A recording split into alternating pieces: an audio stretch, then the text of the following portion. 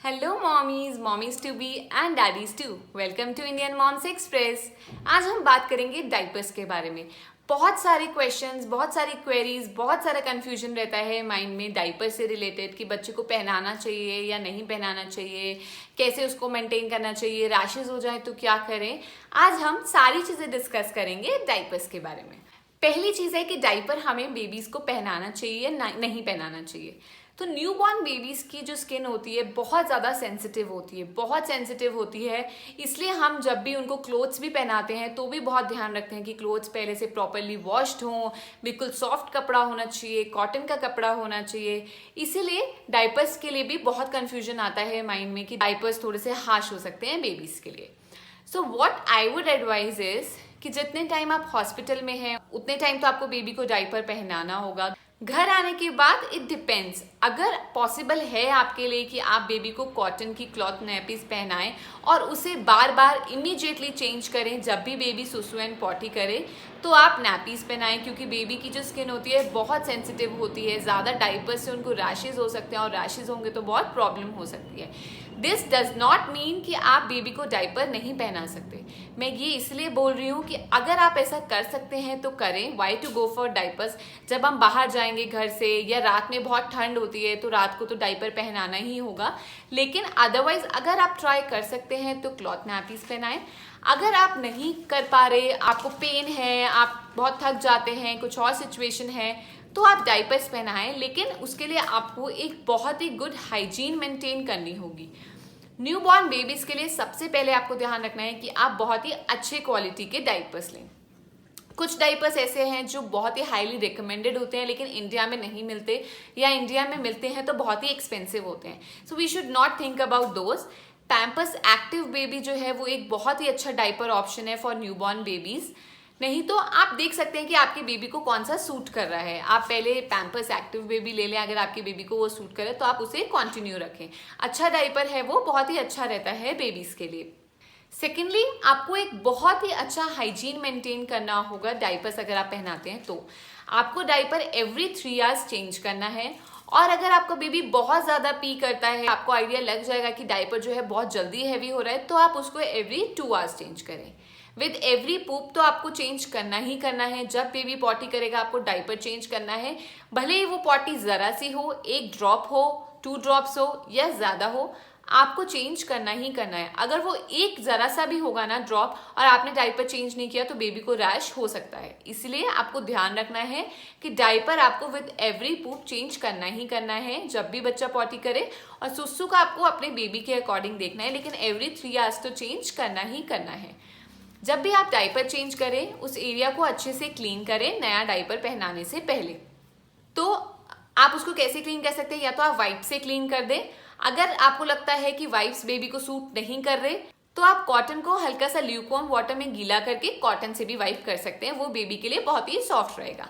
और वाइप्स का भी आप ध्यान रखिए कि नॉन फ्रेगनेंट वाइप्स लें तो ज़्यादा अच्छा है, और एल्कोहल फ्री तो होने ही चाहिए। नेक्स्ट है, आप बेबी को डाइपर फ्री टाइम ज़रूर दें।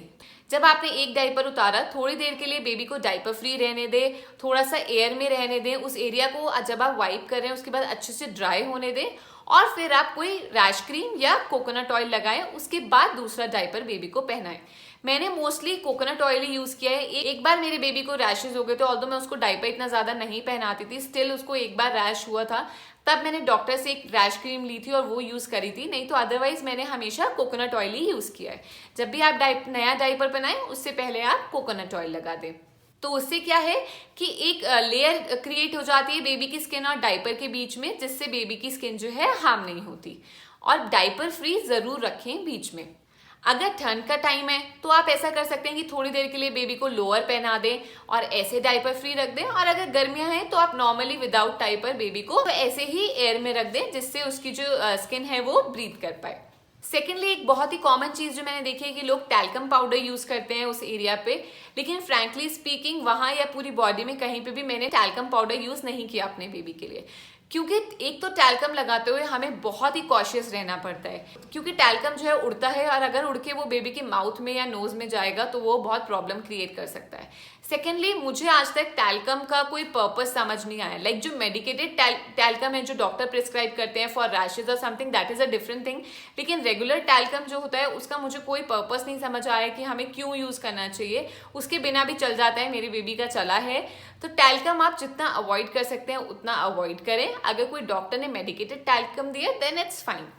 नेक्स्ट है, अगर आपकी बेबी को रैशेज हो गए हैं उस टाइम पे आपको डाइपर बिल्कुल भी नहीं पहनाना है, नॉट इवन फॉर वंस। उस एरिया को आपको अच्छे से ब्रीद होने देना है और बिल्कुल भी डाइपर नहीं पहनाना है और हमेशा एरिया को क्लीन रखना है। तभी जो बेबी के रैशेज हैं वो जल्दी क्योर होंगे। उस एरिया को आप जितना ब्रीद होने देंगे, जितना खुला रखेंगे, उतनी जल्दी बेबी के रैशेज जो है हील हो जाएंगे।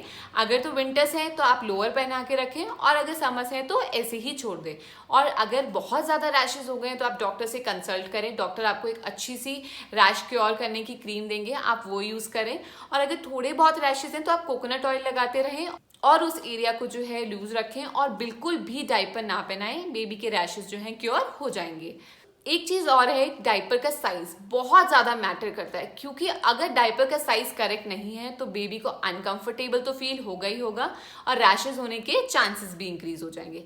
इसीलिए आपको ध्यान रखना है कि बेबी के डाइपर का जो साइज है वो करेक्ट होना चाहिए। मतलब ऐसा साइज होना चाहिए जो टाइट ना हो बेबी को। या तो आप करेक्ट साइज ले सकते हैं, नहीं तो एक साइज बड़ा ले।